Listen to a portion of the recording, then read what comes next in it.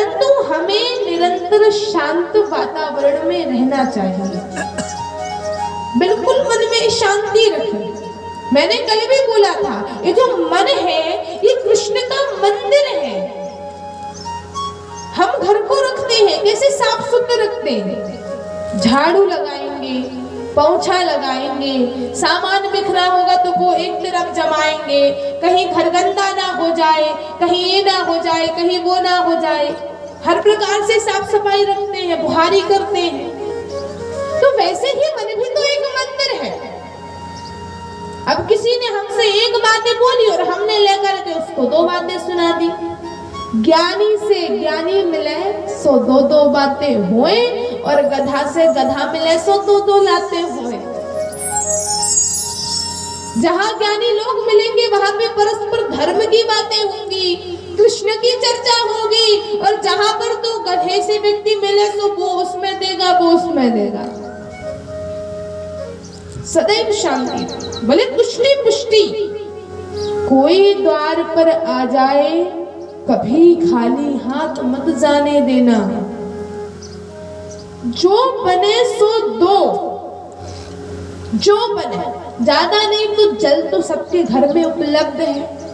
अरे भैया अन्न भी नहीं तो कम से कम जल ही दे दो, क्योंकि पानी या दानम सर्वम दानान उत्तमम तथा, पानी का दान भी उत्तम है।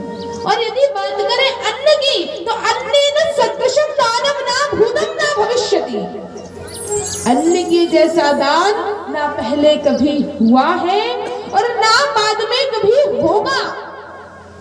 और यदि बात करें अन्नदान किसको करें, तो पहली बात तो ये है, जो द्वार पे आ गया अन्न देने का पात्र सभी, चाहे कोई भी हो, दुश्मन भी क्यों ना हो, यदि द्वार पे आ गया है तो कम से कम जल अन्न तो अवश्य दे।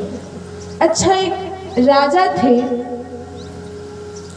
राजा का नाम था राजा मयूरध्वज। तो वो जो राजा मयूरध्वज थे बहुत दानी थे। एक बार उन्होंने किया अश्वमेध यज्ञ, उनके पुत्र का नाम था ताम्रध्वज। तो उन्होंने अश्वमेध यज्ञ किया। उस समय भगवान श्री कृष्ण ने भी अर्जुन से अश्वमेध यज्ञ करवाया।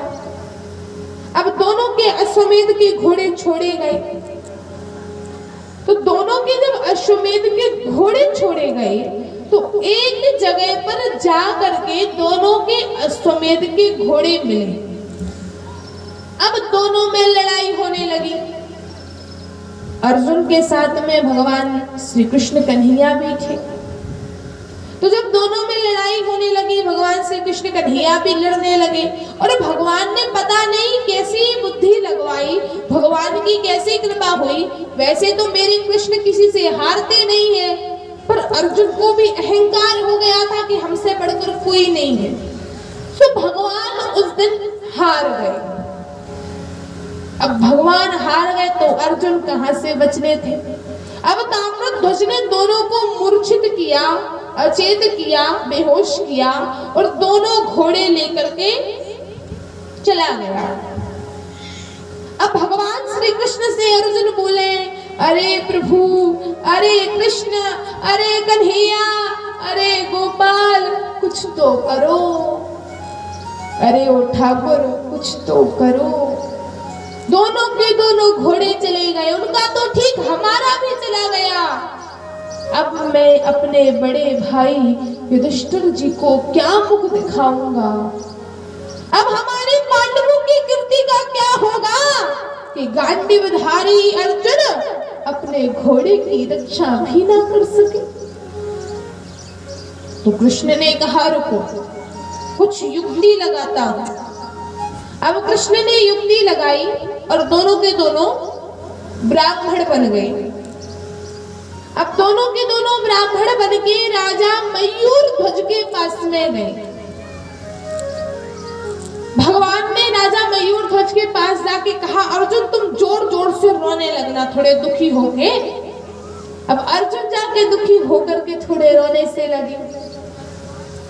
अब भगवान ने पूछा, राजा मयूरध्वज ने पूछा, अरे ओ ब्राह्मण देवता, क्या चिंता आन पड़ी है? मेरे राज्य में ब्राह्मण इतना दुखी है, कुछ ना कुछ कारण तो होगा। तो ब्राह्मण देवता ने कहा, अर्जुन जो ब्राह्मण बने थे सो उन्होंने कहा, अरे प्रभु क्या बताऊं, मार्ग में से आ रहे थे कि मेरे पुत्र को सिंह ने पकड़ लिया। अब मेरे पुत्र को सिंह ने पकड़ लिया, उसे छोड़ता नहीं है। मैंने कहा छोड़ दे, इसके बदले में भली मेरे प्राण ले ले, पर मेरे बालक को छोड़ दे। बोले प्रभु मैंने बहुत, मैंने कहा कि तू बता, तू जो कहेगा मैं वो लाके दूंगा। तो उसने कहा है कि राजा मयूर ध्वज के पास जाओ, और जब राजा मयूर ध्वज का दाहिना अंग उनकी पत्नी और उनके बेटे दोनों अपने हाथ से चीर कर देंगे, तब मैं तुम्हारे पुत्र को छोड़ूंगा। राजा मयूर ध्वज दुखी नहीं हुए, प्रसन्न हो गए। अब उनके पुत्र ने कहा, देखो प्रभु, पुत्र भी तो पिता का स्वरूप है, तो एक काम करो, मेरे पिता को छोड़ो और मेरा अंग ले लो। बोले नहीं, राजा मयूर ध्वज का अंग चाहिए। फिर पत्नी आई, बोले देखो प्रभु, पत्नी तो बायां अंग होती है। बोले बायां नहीं, दाहिना अंग चाहिए।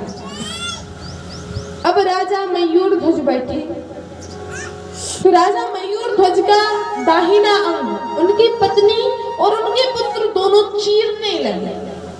तो राजा मयूर ध्वज की बाईं आंख में से आंसू आ गए।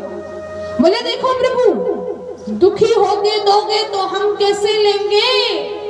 तो बोले प्रभु मैं दुखी नहीं हो रहा, मेरा बायां अंग दुखी है। बोले क्यों दुखी है? मेरा बायां अंग इसलिए दुखी है कि ये दाहिना अंग तो दान में चला गया, पर ये बाकी का बायां शरीर भला कौन ग्रहण करेगा?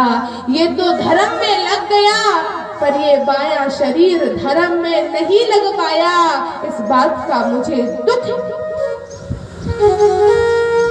इतने महान दानी थे, अब इससे बढ़कर कोई दान होगा? कि उनके द्वार पे आया और उनसे अंग मांगा तो उन्होंने अंग भी चुरवा के दे दिया। भगवान उनके ऊपर प्रसन्न भी हुए। तो बोले कोई भी द्वार पर आए, कभी भी खाली हाथ मत जाने दो। बोले उन्नति, जो धर्म करता है तो उसकी उन्नति होना तो निश्चित है। बोले बुद्धि, जो धर्म करता है तो ये बुद्धि इंसान की नहीं, ये तो साक्षात परमात्मा की दी हुई बुद्धि है। वरना धर्म करने का साहस साधारण मनुष्य में कहां? कहीं ना कहीं कन्हैया हमारे साथ है, तभी धर्म के मार्ग में हमने चरण बढ़ाया है। कहीं ना कहीं भगवान श्री कृष्ण की कृपा है, तभी तो हमने धर्म में अपना चरण बढ़ाया है। बोले क्रिया, अपनी क्रिया सही रखो। बोले मूर्ति, मूर्ति में भगवान का पूजन करो। इन्हीं मूर्ति के पुत्र हुए भगवान नर नारायण, और उन्हीं की पीठ से अधर्म का जन्म हुआ। माने कहीं भी कोई भी शुभ कार्य हो, मंदिर हो, भजन हो रहे हो, कथा हो रही हो, वहां पर कभी भी पीठ दिखा करके नहीं जाना चाहिए, क्योंकि भगवान की पीठ से किसका जन्म हुआ है? अधर्म का। इसलिए कभी भी पीठ झुकाकर ना जाओ। अब ब्रह्मा जी ने सृष्टि करी, इसके